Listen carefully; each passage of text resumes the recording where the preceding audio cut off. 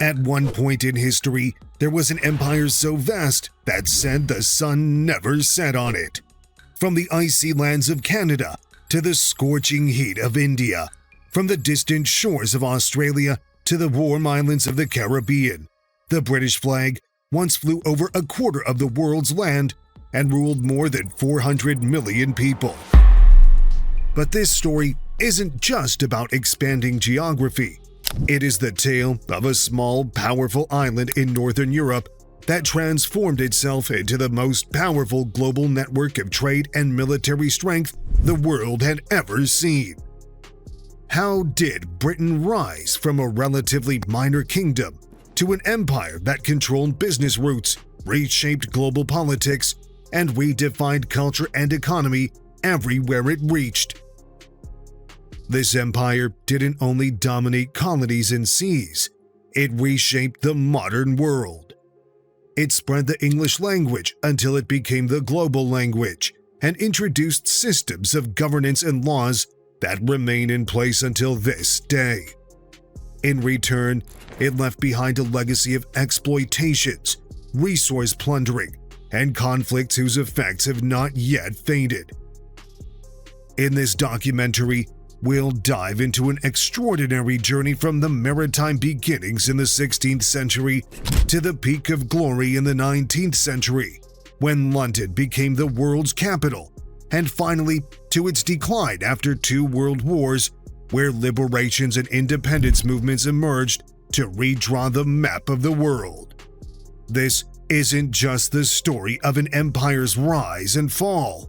It's the story of a world built under one flag, the British Empire, the power that changed the course of history. Chapter 1. The Beginning. The roots of the British Empire trace back to the late 16th and early 17th centuries, a time when Europe was gripped by a fierce race across the seas and oceans. Spain and Portugal had preceded the others in the stages of exploration and extending their dominance over the New World in the Americas, while France was looking for its share of the spoils. In the midst of this struggle, England decided to join the race, one that would reshape the world for centuries to come. The first steps were taken by adventurers and merchants. In 1497, the Italian explorer John Cabot sailed under the English crown and reached the shores of Newfoundland in present-day Canada. This exploration didn't lead to any immediate expansion, but it opened the door to the idea that England, despite its small size, could become a contender in the new colonial race. At the dawn of the 17th century, the foundations of an organized colonial project had begun to appear. In 1600, the English East India Company was established under royal charter, initially as an economic and trading enterprise, but it transformed later into a political and military arm of Britain in Asia. In 1607, the first permanent English settlement in North America was established, which was Jamestown Settlement in Virginia. From there, England began to plant its foothold in the New World. The path was not an easy one. Competition was fierce, especially with Spain, which, at the time, was the first marine superpower, whereas the decisive turning point came in 1588 when Spain attempted to invade England with its legendary fleet, the Spanish Armada. The crushing defeat that happened to Spain by the hands of the English Navy was a pivotal moment for England because it opened the sea paths for the English forces. In the decades that followed, British colonies grew across the Caribbean, where sugar became the white gold that brought immense profits to the British crown. By these fortunes, England started to transform gradually from a middling European country into a rising economic force. The colonies were not merely new lands, but they became a part of an emerging global economic system. Britain took part in the slave trade across the Atlantic Ocean, in which millions of Africans were forcibly transported to the Americas to work on plantations. This dark trade was one of the pillars of the young empire's wealth, but it left a deep scar in human history. As expansion continued in the Americas and the Caribbean, England came to realize that mastery of the seas was the key to power.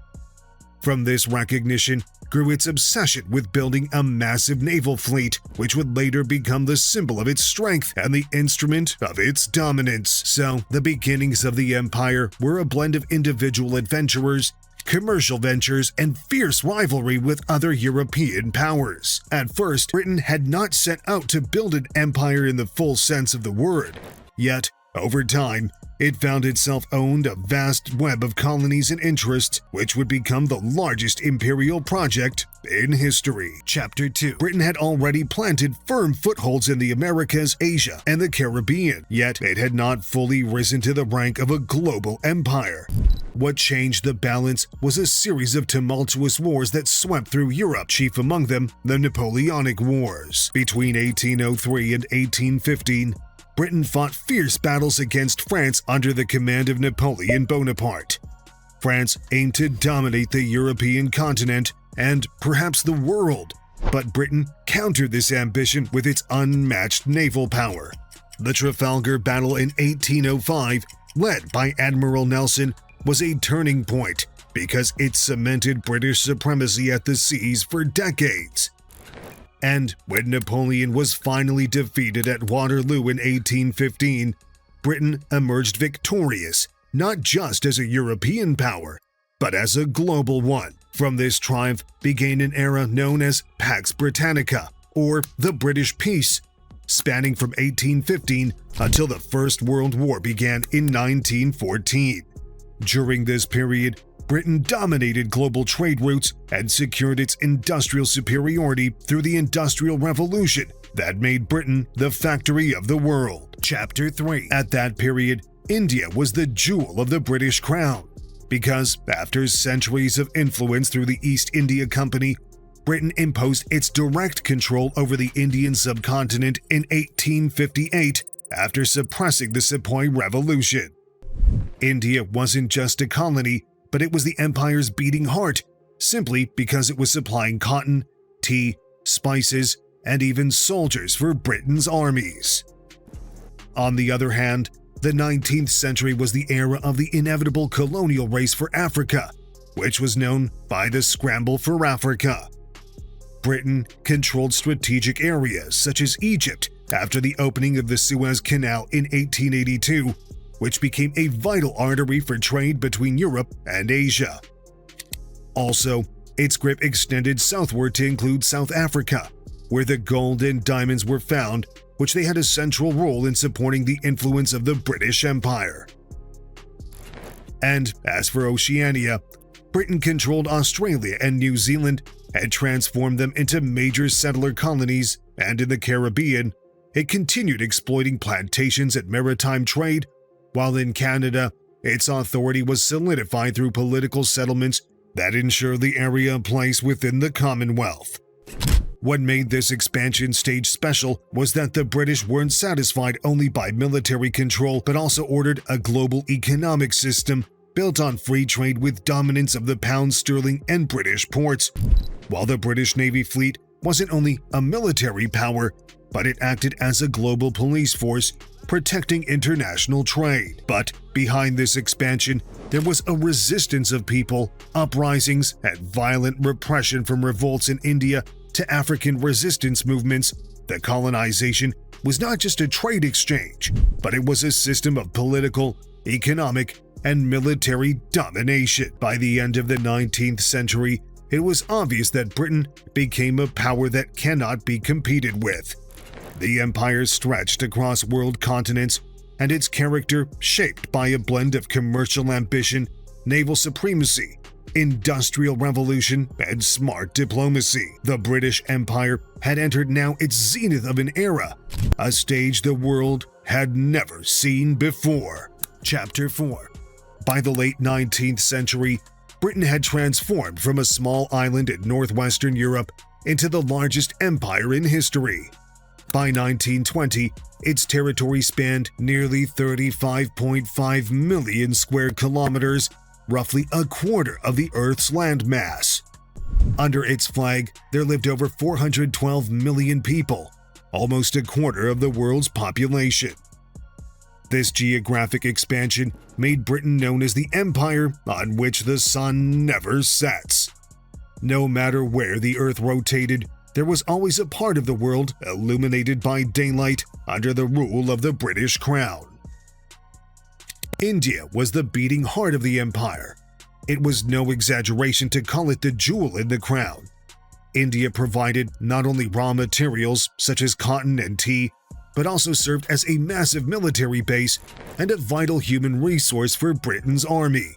From India, trade routes extended toward the Far East, where Britain controlled Hong Kong, Singapore, and Malaya, turning them into major economic and commercial hubs. In Africa, the empire expanded dramatically during the second half of the 19th century. Britain controlled Egypt and Sudan, consolidated its hold over East Africa, and imposed dominance over South Africa following the Boer Wars. In Australia and New Zealand, British settlements became firmly established, forming part of the new Anglo-Saxon world. In the Americas, although the United States had gained independence in the 18th century, Canada remained under British influence, serving as a heavy presence in the Earth's western half. Britain's power was not only military but also economic and cultural. It had controlled the naval trade routes by its Great Fleet, while the pound sterling became a world currency.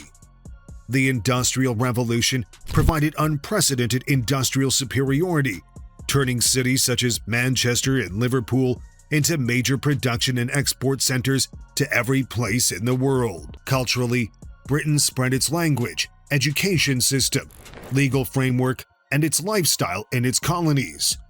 English became the language of administration, commerce, and education in vast parts of the world, and it is a legacy that endures to this day. But behind this dominance and power, there was another side: intensive exploitation of natural resources, imposition of colonial systems on the peoples, and the suppression of any attempts at rebellion or independence. However, in that time, many Britons believed their empire embodied the white man's burden, which means a civilizing mission to develop the world. This idea mixed cultural superiority with political justification for the colonization. At the dawn of the 20th century, there was no one competing with Britain for supremacy. It was the world's largest naval power, the biggest economy, and unmatched global influence country. But, as history shows, peaks do not last forever. What seemed like an eternal empire was soon to encounter unprecedented challenges, marking the beginning of its decline. Chapter 5. With the outbreak of the First World War in 1914, the signs of decline in the British Empire began to emerge. Although Britain eventually achieved victory in the First World War, however, the war came at a tremendous cost, because millions of British soldiers and colonial workers perished, and the economic infrastructure faced immense strain, and the financial burden of war weighed heavily on the British Crown. The First World War did not only weaken the empire economically, it also began to ignite independence movements within the colonies.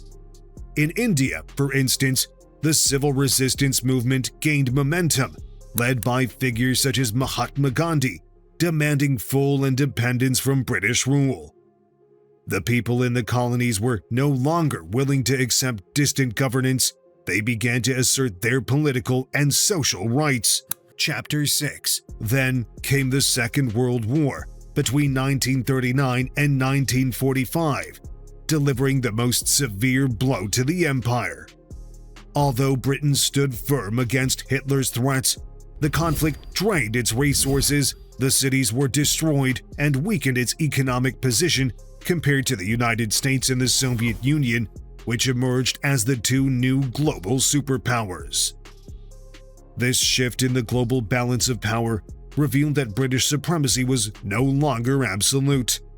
Many colonies realized that dependence on Britain was no longer justified and that the era of direct control had ended. On the domestic front, Britain faced economic difficulties, rising unemployment, and high public debt, all of which hindered its ability to maintain its vast empire. India, as noted, was the beginning of the empire's retreat. In 1947, India gained independence after centuries of British control, followed by numerous countries in Asia and Africa in the subsequent decades. This wave of independence was not merely a transfer of authority, it was a fundamental overturning of the political and economic systems that Britain had imposed for decades. During this period, Britain attempted to retain what remained from its influence throughout the Commonwealth, which is a network linking former colonies and nations affected by British presence within a framework of indirect political, economic, and cultural ties. Chapter 7. But the reality was clear that the empire as the world had known it, a sprawling network of lands and seas, existed only in memories and historical maps. The beginning of the decline was not simply a military defeat, but it was reflected in profound changes in the global economy, rising nationalist movements, and the emergence of new powers capable of challenging British dominance. The empire, which was long considered an invincible force, gradually transitioned into a chapter of history, leaving behind a complex legacy of economic and cultural achievements and between exploitation and injustice. With the end of the Second World War in 1945, the global landscape had changed dramatically. The new superpowers, the United States and the Soviet Union, established a new international system, and the war exposed Britain's economic and political weaknesses. This shift gave the peoples of the colonies a stronger sense of self-determination and started a new stage, which is the stage of the movements for liberation and independence. India was the beginning. After decades of peaceful struggle and civil resistance, Mahatma Gandhi and his colleagues guided the Indian people toward independence, which was finally achieved in 1947.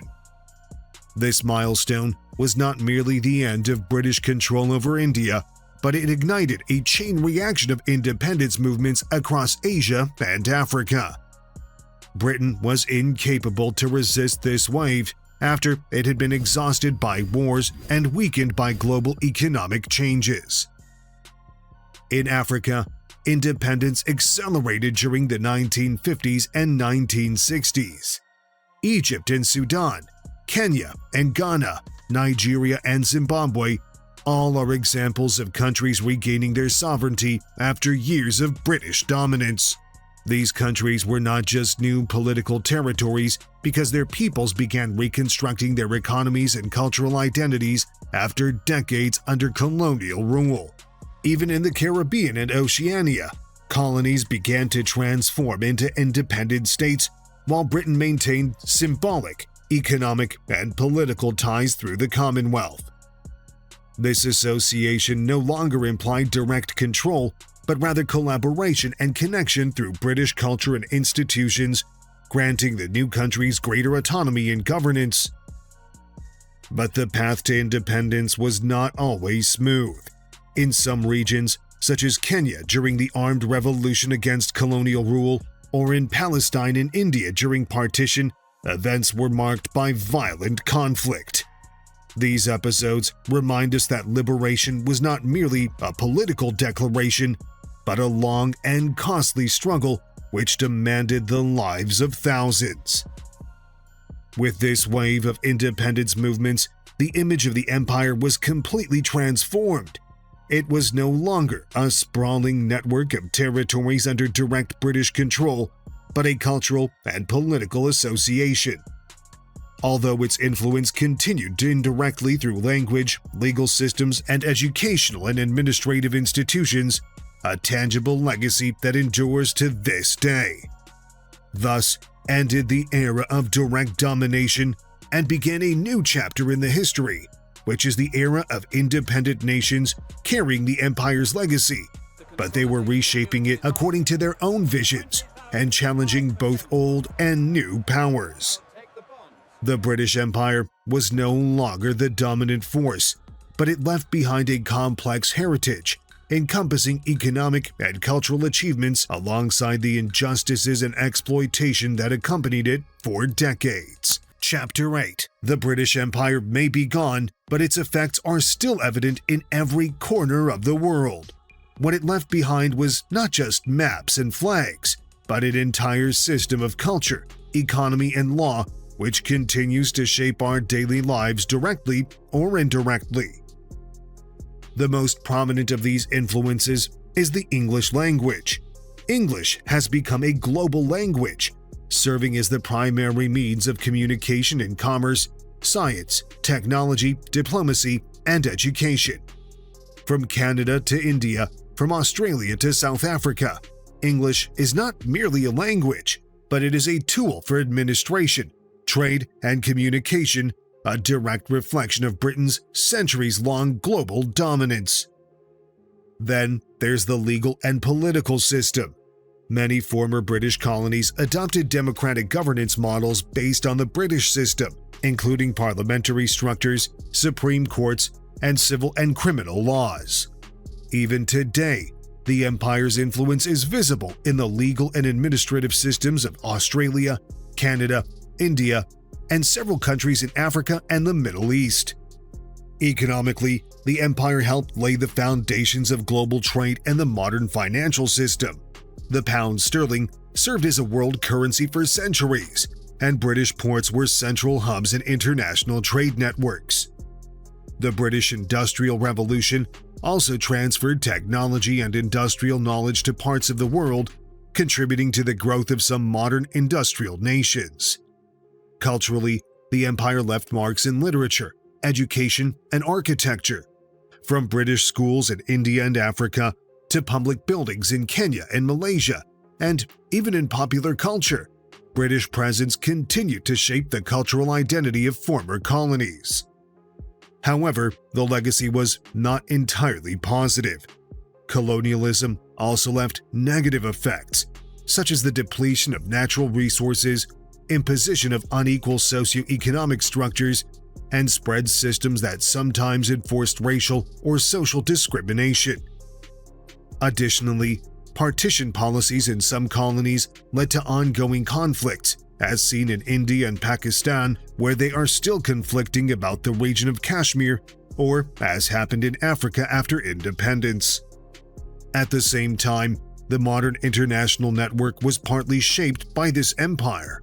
The Commonwealth, while no longer a tool of direct control, provided a framework for cooperation between former colonies and the United Kingdom.